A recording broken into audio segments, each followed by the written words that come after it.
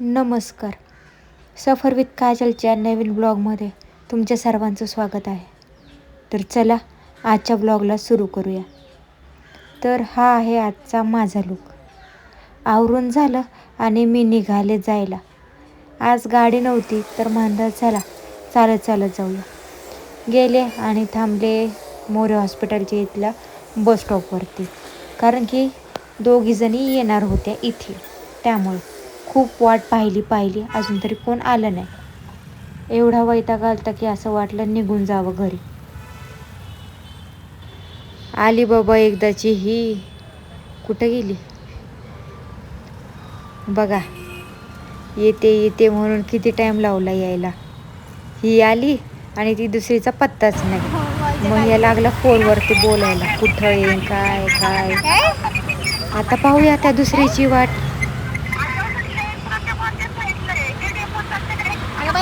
खाली थांबले इथं बस स्टॉपच्या साईडला ये लवकर. काजी कुठे डबडी हे पोलीस कार्यालय ना तिथे समोर. लवकर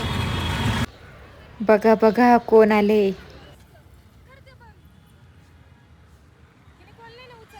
आम्ही पुढं निघालो आणि आम्हाला हे भेटले. खरंच माणसांपेक्षा यंदा जीव लावलेला कधीही चांगला.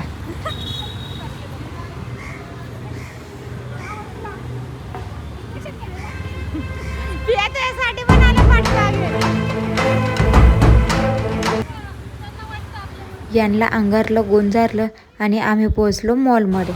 मॉलमध्ये येऊन पाहतो तर काय, इथे वारीचं डेकोरेशन केलं होतं आणि त्याच डेकोरेशनच्या पाठीमागे होती ही अशी सुंदरशी रांगोळी, जी की अशी पाहून वाटतच नव्हती की रांगोळी. असं वाटत होतं की पोस्टर किंवा बॅनर वगैरे ठेवला असेल. ते पाहिलं आणि आम्ही गेलो एका शॉपमध्ये. या शॉपमध्ये आल्यावर असं वाटत होतं काय घेऊ आणि काय नको. जर तुम्ही कधी एल्फ्रो मॉलला जर आलात तर नक्कीच या शॉपला व्हिजिट करा आणि पहा किती छान व्हरायटीज आहेत.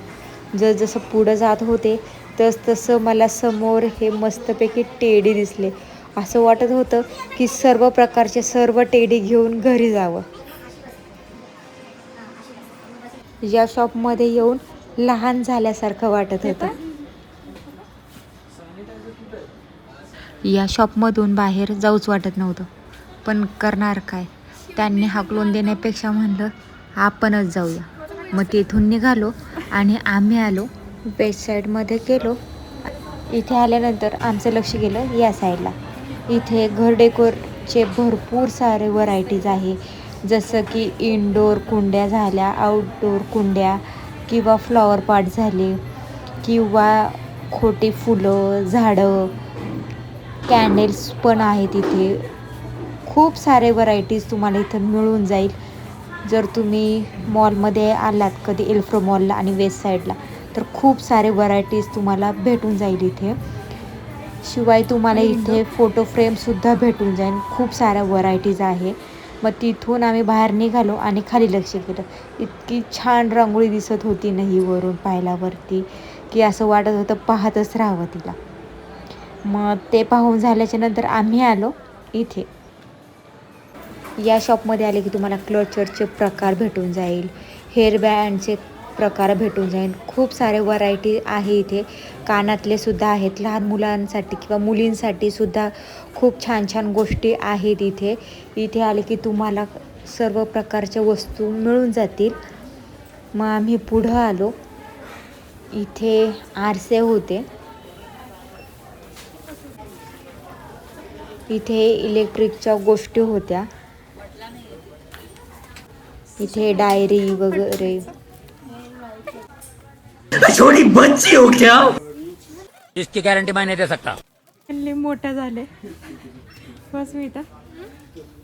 तू ही कोणत्या अँगलनी मोठा झाले?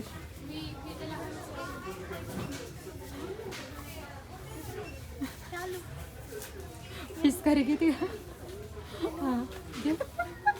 ते बॅटबॉल घेते. फ्रीजमध्ये भाज्या वगैरे ठेवण्यासाठी सुद्धा तुम्हाला हे असे मिळून जाईल. या शॉपमध्ये तुम्हाला सर्व प्रकारच्या गोष्टी मिळून जाईल.